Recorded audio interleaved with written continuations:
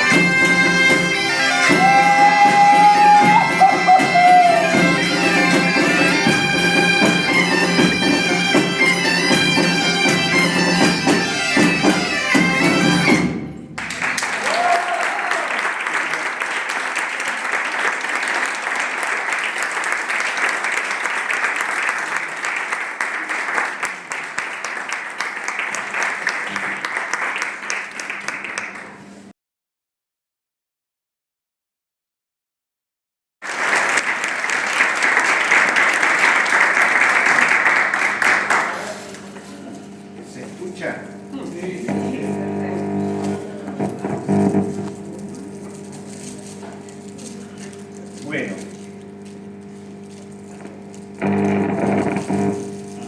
¿Ahora?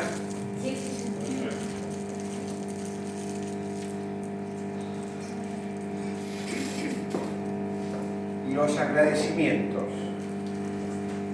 De niño me enseñaron que uno debería ser agradecido y agradecer. Agradezco a las autoridades del Centro Galicia de Buenos Aires, en especial al presidente, doctor José María Vidalén, que es un gran amigo. Escúchame, si lo bajás, yo creo que se va a escuchar igual, sin problema. No, sí.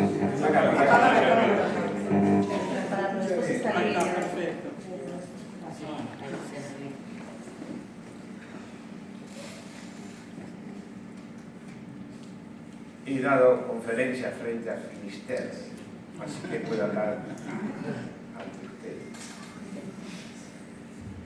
ustedes. Un especial agradecimiento a Marta Villar Ramiro. Ha trabajado mucho para que se pueda hacer esta presentación. A María Eugenia Pérez Cobas, a Rocío Danuzzi y Emiliano Peñelas, que sin ellos yo no podría estar acá también esta noche. Por supuesto, Alberto López, al coro también y a la Escuela de Gaitas. Y reitero a las autoridades todas del Centro Galicia Buenos Aires. Yo, Carlos Tomás Penelas Abad, hijo de don Manuel Penelas Pérez y de doña María Manuela Abad Verdiz, hermano menor de Roberto Marón, Raquel María, Hilda Marta y Fernando Abel, nieto de Pedro, Tomás, María y Adelaida, aldeanos analfabetos, vengo a decirles que escribí un poema, Soliloquio del Deseo. La lírica es la exteriorización de la soledad ontológica del hombre. Eso señaló para siempre Ramón Piñeiro. Reitero, la lírica es la exteriorización de la soledad ontológica del hombre. Y una cita de Octavio Paz. Esa empresa insensata de ser poeta. La poesía, la creatividad surge de la experiencia del autor, pero surge fundamentalmente a mi criterio de sus raíces. Por supuesto, hay una formación intelectual, cultural, mundos alternativos, simbolismos, lenguaje. Pero la herencia tiene una presencia, una huella en el imaginario creativo, no siempre reconocida de manera explícita en la obra. En mi caso, de más está decirlo, es la galleguidad. ¿Se escucha al fondo? El poeta se manifiesta entre peregrinaciones y regresos, entre la realidad y el ensueño. Asume su mirada para intentar saber el júbilo del preguntar, del insurrecto. En una historia de la lectura, Alberto Manuel señala que los hombres son seres que leen, leer en el sentido básico, interpretar signos. Lo hace el pescador, el astrónomo, el niño. Leemos gestos, palabras. Se lee para poder ubicarnos en el mundo, para protegernos, para ordenarnos, para sentirnos y sentir al otro. Y también nos dice que para vivir debemos leer la realidad, interpretar la realidad. Chaplin tenía entre sus temas escogidos la miseria, la pobreza, el alcoholismo, el amor imposible. El espectador se conmovía, se identificaba con el personaje principal y se reía a carcajadas. A veces boxeador, otros obrero, pintor, dentista, mesero, eterno vagabundo, afrontaba la crueldad de la vida. Junto a él, desde su interior lúcido y sensible, una despreocupación innata y los sueños de evasión. Y un bastón burgués que le daba aire de dignidad. Chaplin explicaba, este personaje tiene múltiples facetas. Es al mismo tiempo un vagabundo, un caballero, un poeta, un soñador, un tipo desamparado. En la agudeza de su mirada, el mundo poético. Polibio escribía, a propósito de los ritos romanos, que en una nación formada solo por gente sabia sería inútil recurrir a medios como estos, pero como la multitud, por su naturaleza voluble y sometida, tiene pasiones de todo género, deseos irrefrenables, ira violenta, no queda más alternativa que contenerlo con aparatos diversos y con temores misteriosos. Por eso creo que los antiguos no introdujeron sin razón en la mitad la fe religiosa, en la multitud, la fe religiosa y la superstición solerarias. Comprendí mi infancia gracias a los autores italianos de posguerra, Moravia, Pratolini, Pasolini, Pavese, me llenaron los ojos de imágenes y de ideología. Luego vendría Visconti, De Sica, Rossellini, Antonioni. Ellos me llenaron el corazón de pasión y de poesía. El cine y la literatura fueron conformando mi espíritu. Eran seres cercanos a mis sentimientos, a mi entorno, hombres y mujeres que solía ver por las calles de mi ciudad, en los viejos mercados, en las plazas de barrio, en el café del tío Pedro, el tío de mi padre. Por supuesto que ya sabía de Pérez Galdós, de Rosalía de Castro, del Gran Valle Inclán, de Azorín o Emilia Pardo Bazán, de los clásicos del siglo de oro, de grandes escritores latinoamericanos. El poema no argumenta, es la esencia de lo simbólico. Hay un tiempo interior y no todo lector está capacitado para vibrar en él. La experiencia poética es inefable. El poema es entonces un itinerario, conciencia e imagen. Asciende a la trascendencia, a la revelación, lo hondamente personal. Otra vez plenitud, otra vez espíritu. De eso estamos hablando. En todo soliloquio hay facetas múltiples, a veces contradictorias. Uno se muestra mostrándose, compartiéndose, eligiendo el riesgo permanente de buscarse a sí mismo, trascenderse sin diluirse en la abstracción. Hay un ámbito de la inmediatez del hablar y la reflexión necesaria para ser genuino. Ese hablar llegan a un acorde sostenido. Escribo sobre el mar y el desierto, señaló Albert Camus. Son varias las lecturas de ese testimonio. El resto son síntomas de infantilismo, estrechez intelectual, pusilanimidad o soberbia. Una digresión para aproximarnos a la lectura de una obra de arte. Rocío me reveló el simbolismo de un cuadro de Lawrence Alma Tadema, el pintor holandés neoclásico de la época victoriana. Nos referimos a las rosas de Heliogábalo. Vale la pena volver a él. Las rosas de Heliogábalo, de Alma Tadema. En mi juventud leí con intensidad la llamada Nouvelle Romane, la nueva novela, ¿no? Movimiento iniciado en 1950 por Alain Robert-Gillier, la celosía,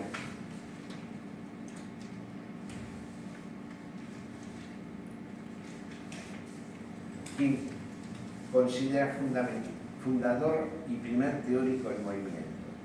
Luego viene Marguerite Duras, entre otros. Sabemos, y ese fue mi interés profundo, que no tenía para ellos sentido escribir novelas al modo de Balzac, con unos personajes, una trama, un inicio, un desarrollo y un desenlace. Se sienten en cambio más cercanos a la literatura introspectiva, a la exploración de los fluidos de conciencia, el soliloquio, una vez más. No olvidemos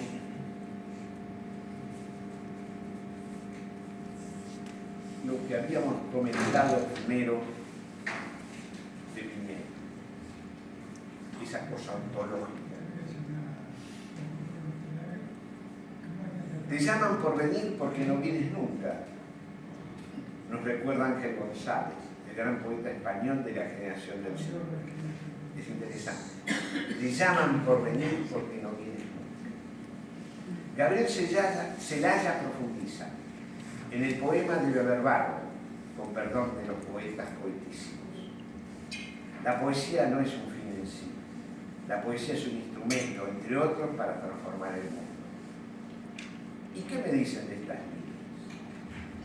Cuando al hablar te juegas la vida, todo es silencio. Eso es de nuestro buen amigo Manuel Rivas. Todos lo conocemos acá. Estos poemas se originaron durante los últimos 5 años. Estoy hablando de soliloquio del silencio. Una vez más intenté cotejar la realidad observada con el recuerdo de esa realidad. Una vigilia tolstoyana se gestaron en el mundo profano, en un territorio impregnado de populismo y decadencia, entre el desvelo y el soliloquio. Andrei Tarkovsky, hijo del célebre poeta Arsen Tarkovsky, escribió: creo que para formar un concepto de arte primero hay que enfrentar otro concepto. La pregunta: ¿por qué existe el hombre? Debemos usar nuestro tiempo en la tierra para crecer espiritualmente. Significa que el arte debe servir a ese propósito. Eso es lo que escribió arsénicas rosas. Las palabras adquieren un ritmo, las vamos integrando con lentitud. El poeta es artesano de la palabra, percibe el instante, la intensidad del instante. Creador, inventor, no imitador, he ahí el carácter esencial del poeta, nos recuerda a Giacomo Leopardi. Igual en Steven señaló, la maravilla y el misterio del arte, como por cierto de la religión, consiste en la revelación de algo absolutamente otro, gracias a lo cual la inexpresable soledad del pensamiento se quiebra o se enriquece. El poeta, el hombre religioso, ni siquiera sueña con dictar las reglas del que se limitan a andar por el mundo con el amor de lo real, de esa otra realidad, en sus corazones. El imaginador vive en la penumbra del sentir, el conocer y el no saber.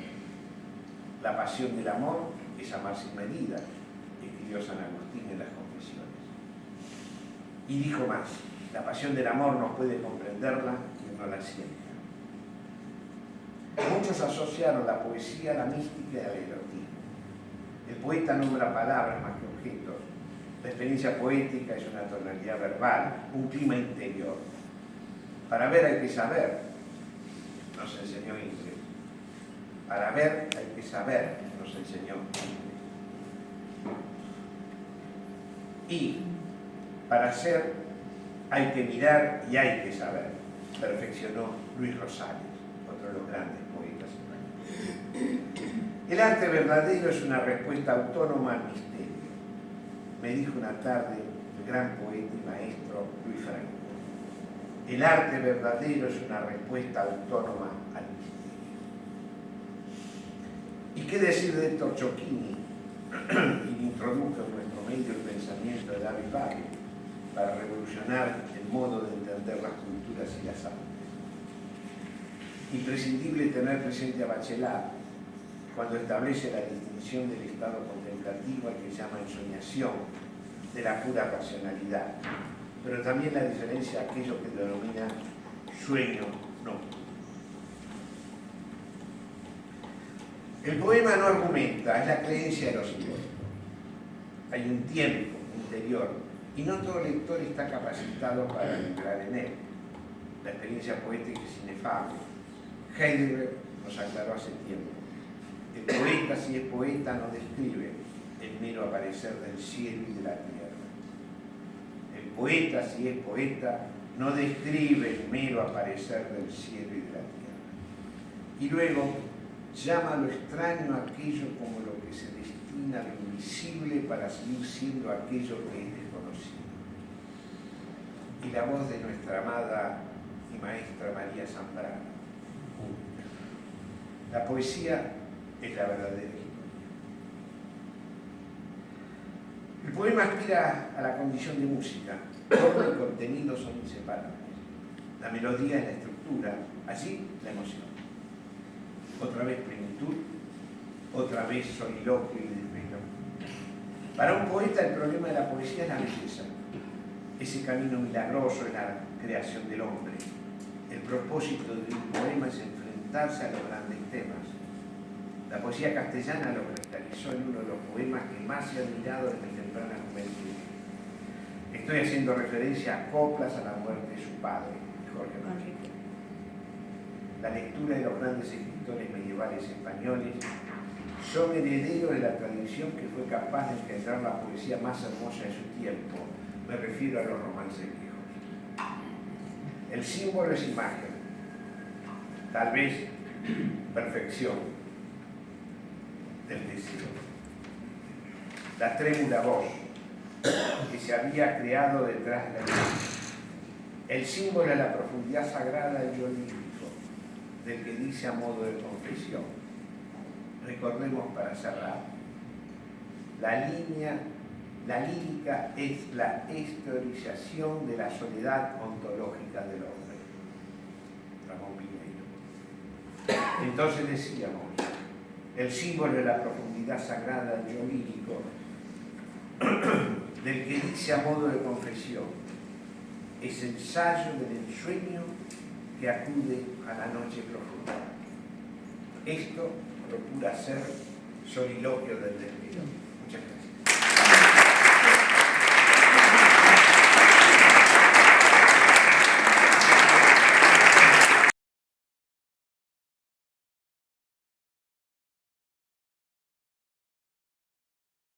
Soliloquio del desvelo. Poemas de Carlos Penelas. Lee Rocío Danuzzi.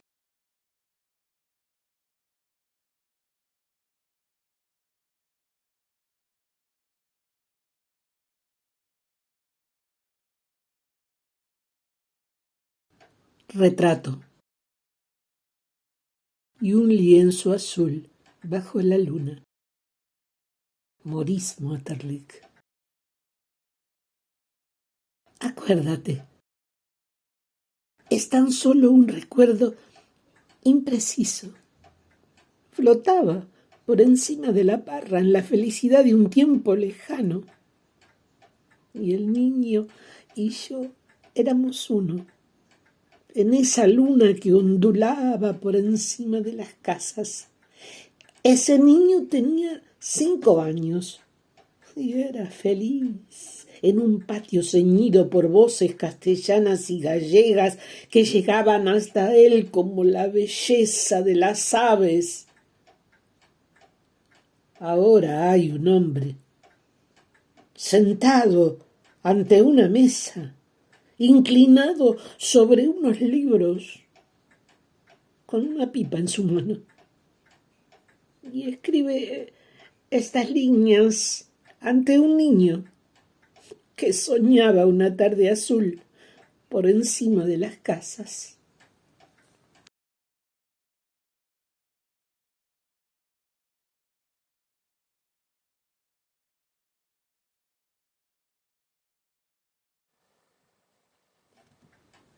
Soliloquio del desvelo.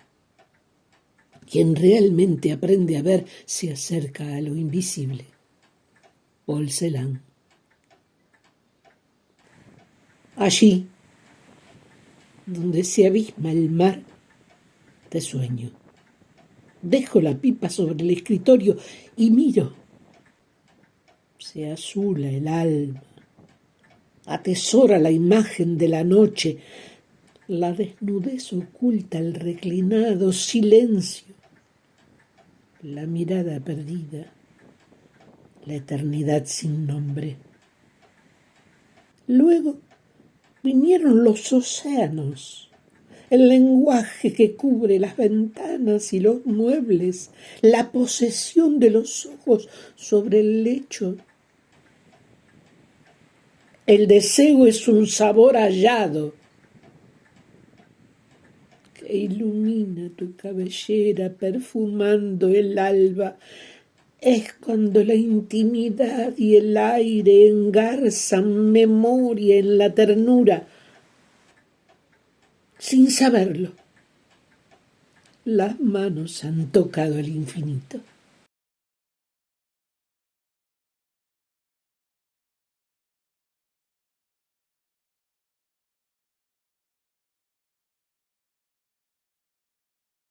Historias del fuego. Como una mujer joven dormida en la tormenta, como una anestesiada sobre la tierra esférica. Juan Rodolfo Bilko. De joven leí que Luciano de Samosata cuenta que Arquímedes incendió en Siracusa los bajeles romanos. También descubrí que Proclo en Constantinopla incendió la flota de Vitaliano. De adulto descifré en estas tierras otros ultrajes, otra tiniebla del puñal, caudillos, montoneras, indiadas, incendios de la turba, inciviles, desafiantes y bárbaros. Después, seres primitivos olvidaron la palabra, balbuceaban consignas, libraban estandartes, machacaban el eco de un tirano. Hoy comprendo que tahúres y hordas conflagraron Buenos Aires. Ladinos han despojado el sueño, el prodigio del candor o la memoria, son parte de nuestra mitología. Una ironía o burla del cotidiano horror. El fuego ardió en Londres, en Roma, en la biblioteca de Alejandría y en el templo de Artemis.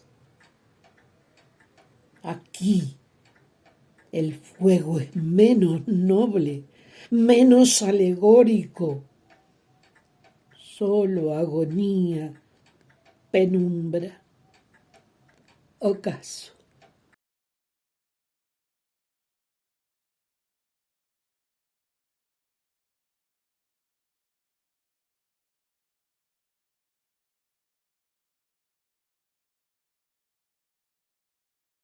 Al caer la tarde,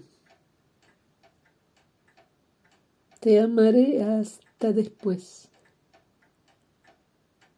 Te amaré en el bosque de Sherwood,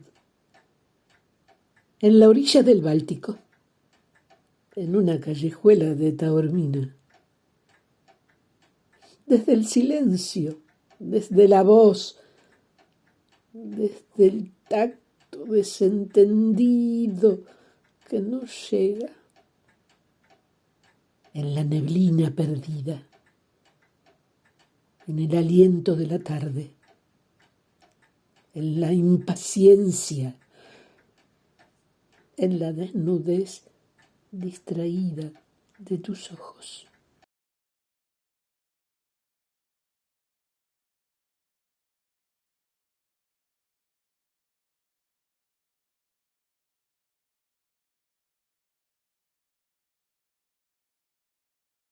Huésped de la ausencia.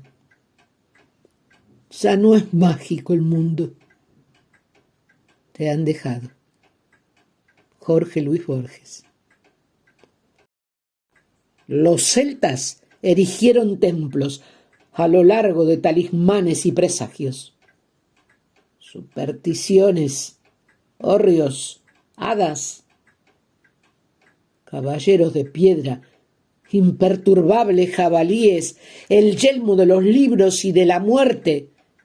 Imagino los reinos del exilio, las gaitas, un venturoso día descifrando la tierra, las cruces del cenobio, la bizarra bondad. En la iglesia Santa Eulalia de Spelunca, los números rigen mi memoria. Hay voces de la Santa Compañía. Son símbolos secretos del Padre y de la Madre. Naves, mares y sombras del olvido. Mitología del sueño, de la muerte, de santuarios. La tarde y el azar entregan su albedrío y el hábito disperso de un pastor transterrado.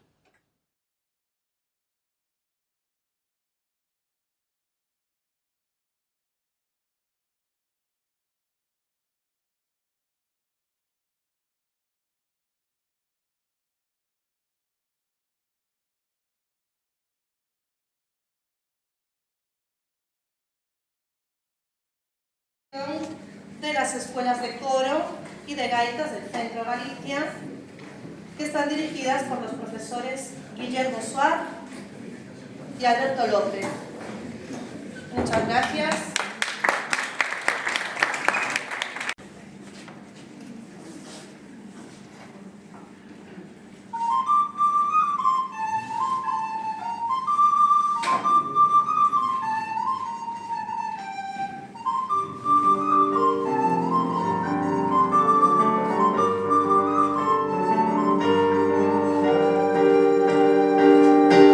Sentarse en el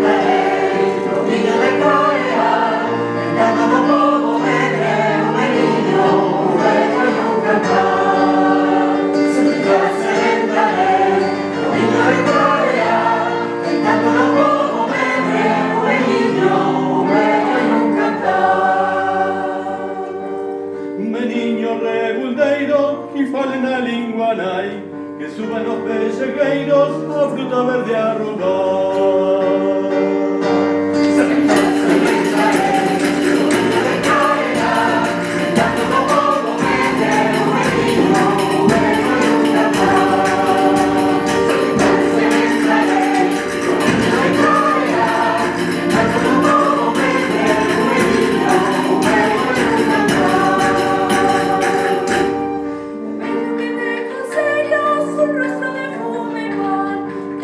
Con todos sus velos, no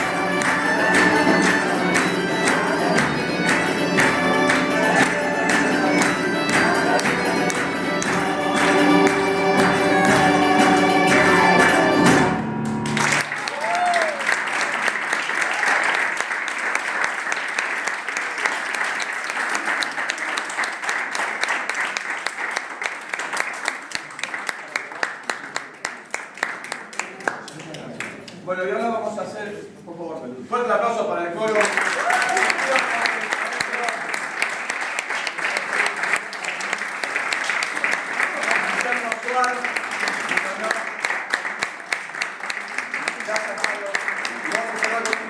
¿Te parece? Vengan más acá, chicos. Vamos a hacer una muñeira que para mí tiene mucha simbología, para mí muy importante. Es una muñeira que tocaba mi abuelo en cada reunión familiar. Mi abuelo Emilio, papá de mi papá, en cada encuentro de la casa de mis abuelos allá en el barrio de Boedo, en la calle 33 y Rondó. En un momento siempre desaparecía después de la comida, ya sea el almuerzo o cena, y aparecía de repente con la gaita de él, que había traído de su culto y querido de Coruña, y uno de los temas que siempre tocaba es que es la muñeira de Don Emilio. Así que, para todos ustedes, muchas gracias por la atención y esperemos vernos pronto. Enhorabuena, Carlos, y muchas gracias por la invitación.